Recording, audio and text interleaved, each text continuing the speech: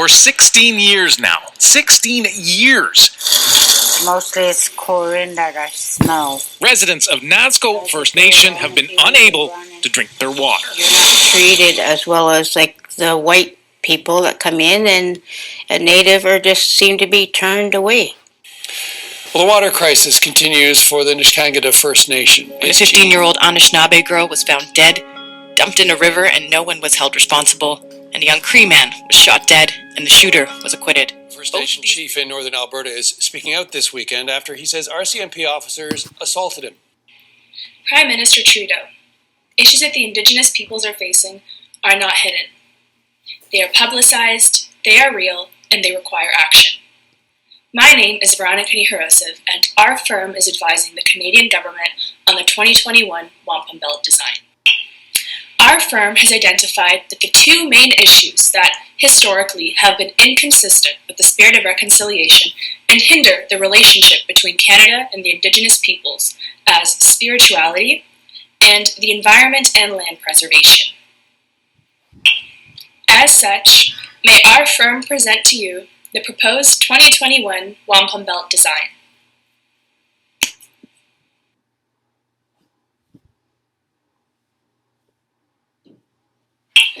I will begin by addressing the component of spirituality that Canada should publicly affirm as integral to the Indigenous communities.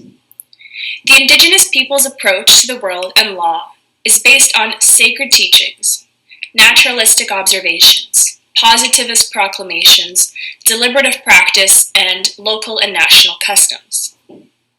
Thus, Indigenous peoples understand and appreciate the world in a circular and 360-degree vision that allows them to perceive and understand the whole nature of an object or event, its physical reality as well as its soul.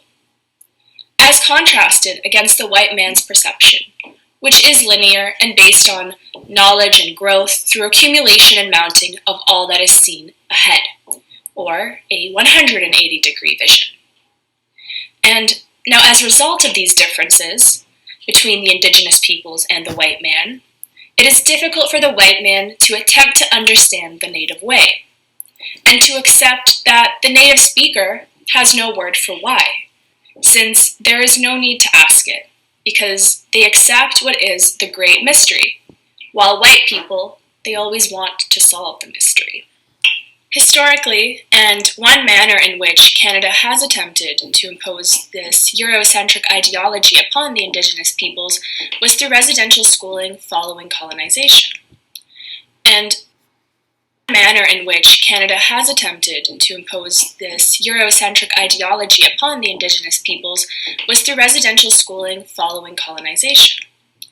And the Canadian government, in an attempt to assimilate the Indigenous peoples, forced Indigenous children to attend these residential schools.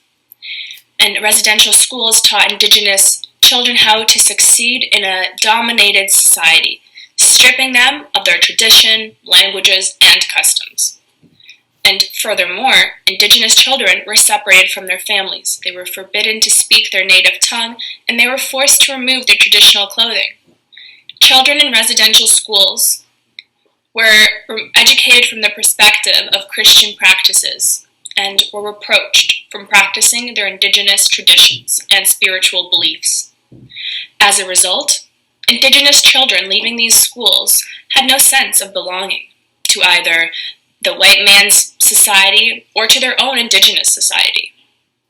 Indigenous peoples, following residential schooling and colonization, were left with a fragmented worldview, neither truly an Aboriginal nor a Eurocentric worldview.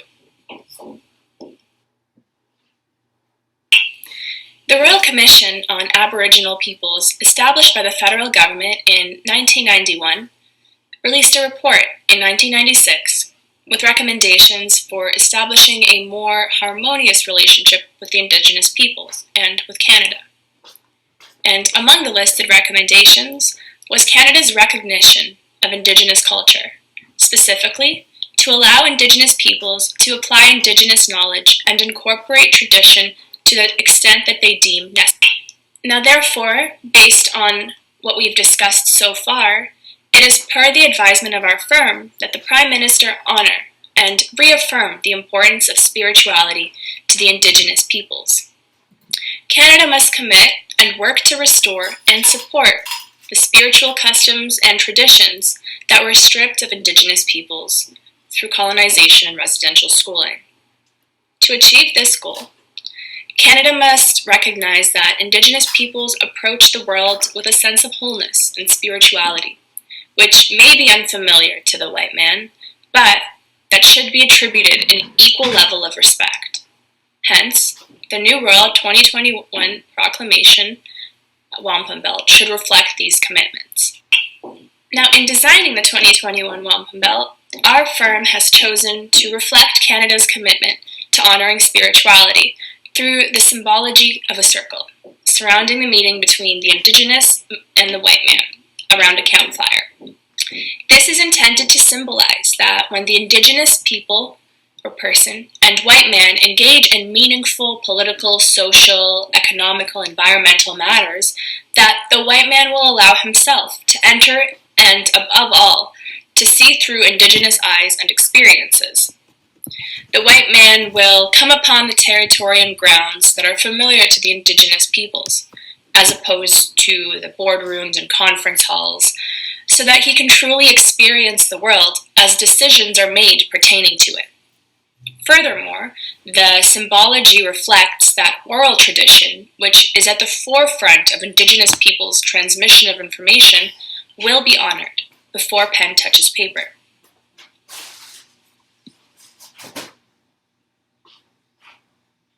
Secondly, I wish to address the environmental issues that Indigenous peoples are facing, and that Canada should affirm and assist in improving for the communities.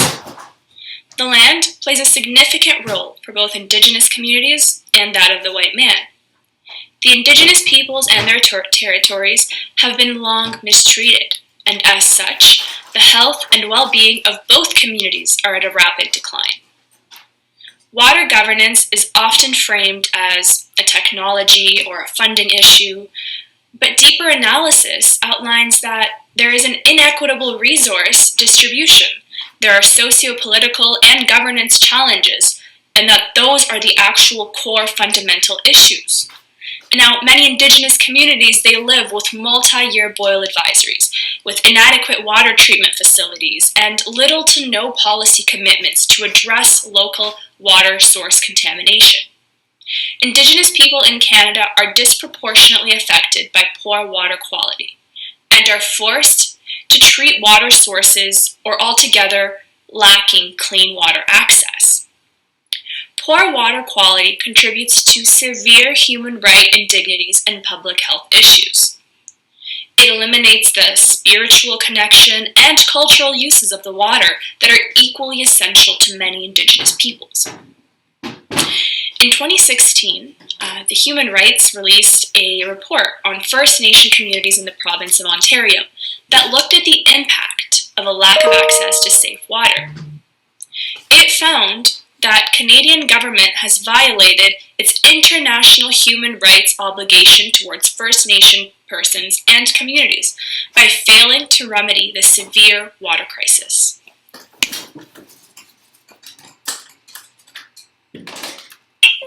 Furthermore, the UN General Assembly and Human Rights Council further affirmed that the right to safe drinking water is derived from the right to an adequate standard of living. Safe access to water is recognized among various human rights standards, such as the right to sanitation, which is derived from the right to an adequate standard of living, and the right to health, which the CESCR states, access to safe and potable water and adequate sanitation are the highest attainable standard of physical and mental health. A deprivation of equitable access to safe water leads to many public health issues. Finally, Indigenous peoples maintain a spiritual relationship with the land, and water, in many cases, is understood to be an animate being. The loss of clean water threatens Indigenous peoples' ability to maintain their relationship with the land, the animals, plants, and water, which are all vital elements to their cultural and spiritual identity. To further illustrate the animate qualities of water, reference can be made to an article by Kim Anderson on Aboriginal women, health, and water. In this article, Anderson addresses, through the interview of grandmothers, the importance of water. Specifically, she interviews First Nation, Inuit, and Métis grandmothers who speak to the importance of water, and specifically as it pertains to Indigenous spiritual and physical health. In their interviews, the grandmothers stress the importance of water for the purpose of washing, drinking, and assisting in sending people back to the spirit world. The grandmothers further stress that the cultural significance of water being present in childbearing and discuss the many ways in which water can heal. Therefore, the lack of clean, safe water for Indigenous people is one of the most significant violations of the UN-recognized human rights to water and sanitation. It is for all of these reasons that the Prime Minister should reaffirm his commitments to providing safe access to water, while concurrently ensuring the land is well protected. Our firm recommends a symbol portrayed through a collection of imagery. These images consist of people engaging in a dialogue and collecting and drinking water directly from the lake. This symbolizes uniformity, health, and that the water is safe enough to drink without any further chemical processing.